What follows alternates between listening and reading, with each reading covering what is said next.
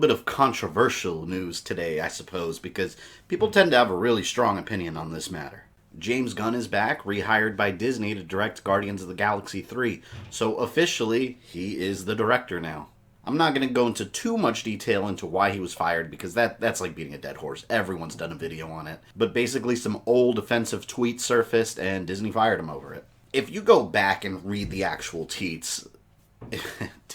If you go back and read the actual tweets, they're pretty, distasteful. It's some pretty shocking stuff. A bunch of really edgy, disturbing jokes. But that's a key word there. Jokes. While I personally didn't find them funny at all, I don't think the guy should have lost his job over it. In fact, I don't think anybody should lose their job over tweets they made years ago. In this case, it was just clear that someone had an agenda, so they went looking through his past history to all these old tweets, compiled them together, and riled up Disney. Giving into this kind of behavior really feeds into these future witch hunts later. At what point does it stop? It's a really slippery slope for companies to just start firing people left and right over old tweets. And some people like bringing up the whole Roseanne situation. That's a whole nother controversy. But I think it's a little bit different, and I'll explain why. To start off, no, I don't think Roseanne should have been fired at all. And honestly, the Connors, it sucks without Roseanne. I mean, I've tried to get into the show, and it's just not good without her. It's like having The Office without Steve Carell. That show it was on life support up until the end without him. But the reason I think that situation was a little bit different, and no, it's got nothing to do with her political affiliation. I could care less about any of that. But it's the fact that her tweets were actually recently. Most regular jobs have some sort of social media policy where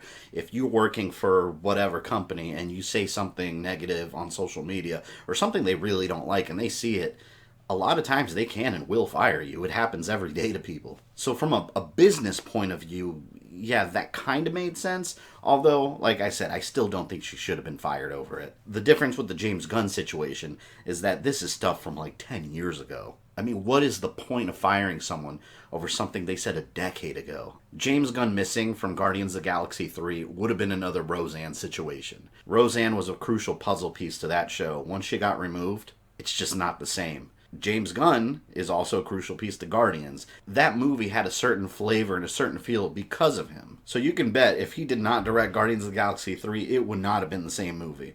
Would it have been better or worse? I don't know, but I like what he's done with 1 and 2. And I'm sure all this Brie Larson Captain Marvel backlash had a ton to do with it. Because think about it, she made these comments, riled a group of people up that were really loud on the internet. Personally, I didn't get offended by the comments Brie Larson was saying.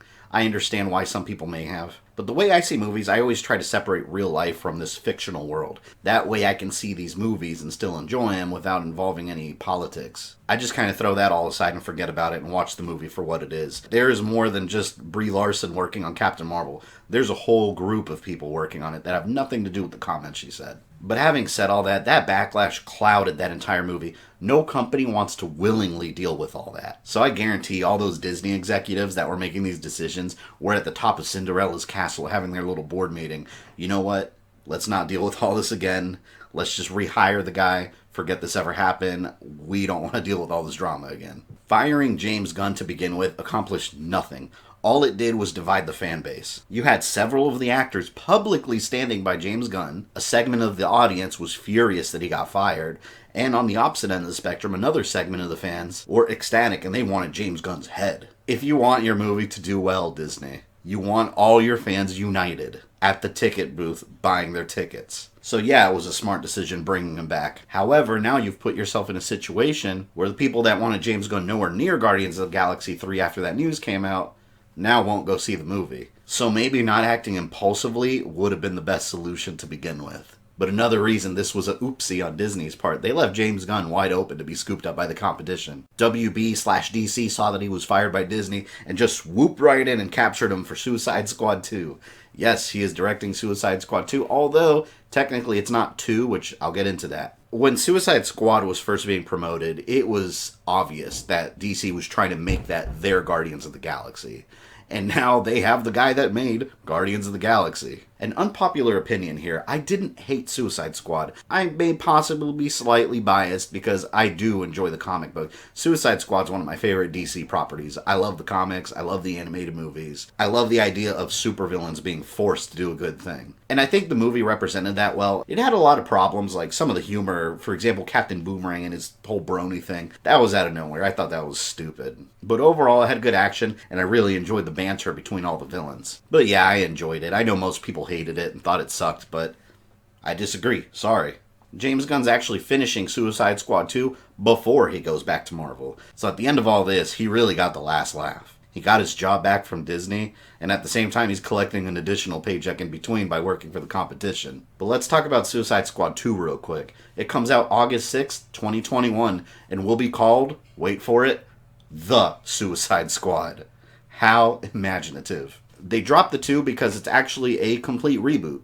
That's right, a movie that came out really not that long ago is getting rebooted already. Which is interesting because some of the characters are returning. Deadshot is back in the movie, and he was one of the main characters in the first one. But this time he's not being played by Will Smith. He's actually being played by Idris Elba, and damn, that is quite the upgrade. Idris Elba is a fantastic actor, so I can't even say I'm upset about that. Deadshot is one of my favorite supervillains of all time in comic books. And when I saw the first movie, I was like, oh god, they got Will Smith in the role. I actually thought he did a good job. But I don't mind him being replaced by an even better actor, so hey, go for it. It really makes me excited to see what James Gunn has cooked up for this Suicide Squad reboot. If it's anything like Guardians of the Galaxy with DC supervillains thrown in the mix, hell yeah. Let's go ahead and put Black Manta in there since he just showed up in the Aquaman movie. I think that'd be awesome. But man, this DC universe is a mess. Like, I think it's safe to say that the DC extended interconnected universe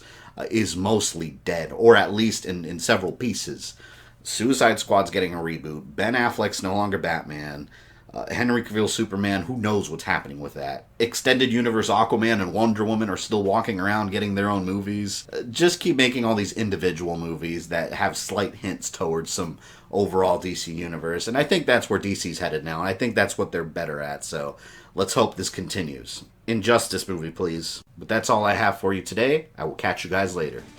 If you enjoyed this video, don't forget to smash that like button with all of your strength. Make sure you subscribe and click the bell so you don't miss any new content. You can follow me on social media or go into my community tab for updates. And for as little as $1 a month, you can support the channel directly on Patreon. This is Fabian, I love you guys, and I'll see you next time.